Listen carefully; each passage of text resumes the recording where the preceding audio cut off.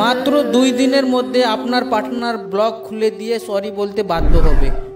নমস্কার বন্ধুরা, SM motivate plus YouTube চ্যানেলে আপনাদের সকলকে স্বাগতম।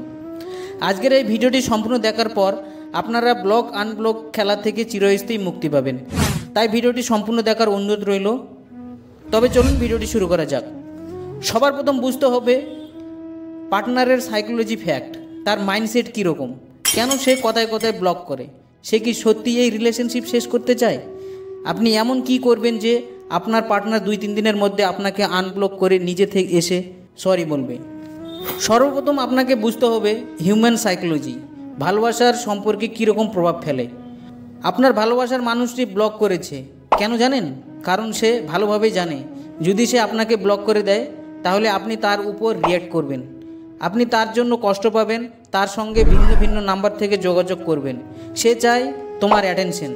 সে এটাও ভালোভাবে জানে আপনি তার সঙ্গে কথা না বলে থাকতে পারবেন না, আর তাকে ছেড়ে চলতেও পারবেন না। দিন শেষে আপনি তাকে কল SMS করেই যাবেন, আর সেটা আপনার পার্টনার দেখে মানসিক সুখ ও শান্তি পায়। সে আপনাকে দেখাতে চায় তাকে ছাড়া আপনার কোনো গতি নেই, সে হলো মহান একজন ব্যক্তি। আর আপনাকে ফিল করাতে চায় তার সাথে রিলেশনশিপ কন্টিনিউ করতে গেলে তার মতো করে আপনাকে চলতে হবে, তার সব কথা শুনতে হবে। সে ভুল করলেও প্রতিবাদ করা চলবে না। বেসিক্যালি সে আপনাকে পুরোপুরি কন্ট্রোল করতে চায়, আর যখনই আপনি তার কথা মতো চলবেন না তখনই সে তার মেন অস্ত্র ব্লক অপশনটাই বেছে নেবে। একবার ভেবে দেখুন তো, সম্পর্কের শুরুর দিকে সে কি আপনাকে ব্লক করতো? বন্ধুরা, উত্তরটা আমি বলে দিচ্ছি, না, সে আপনাকে তখন ব্লক করতো না। কারণ সে তখন জানতো আপনাকে যদি সে ব্লক করে দেয় আপনিও তাকে ব্লক করে দিবেন।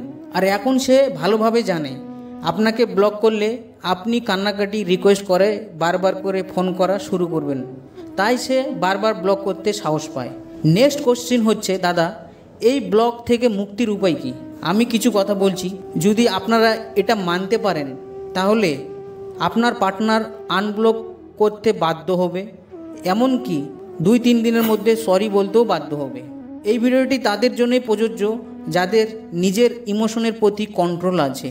যদি আপনি 2-4 দিন তার সাথে কথা না বলে থাকতেই পারবেন না তাহলে আর কিছু করার নেই, সারা জীবন ধরে আপনার সঙ্গে ব্লক আনব্লক খেলাই চলতে থাকবে।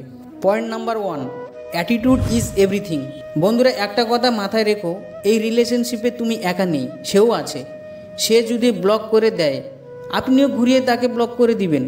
সে কথা না বলে থাকতে পারলে আপনিও কেন পারবেন না? আপনিও কল SMS করবেন না, আর কখনোই জানতে চাইবেন না কেন সে ব্লক করেছে। সিম্পল ফান্ডা, তুমি আমাকে ব্লক করেছো, আমিও তোমাকে করে দিলাম। পয়েন্ট নাম্বার 2, আপনার পার্টনার জেনে বুঝে ব্লক করে আর এই আশাতেই থাকে এখন তো আপনি তাকে বারবার ফোন করবেন, SMS করবেন।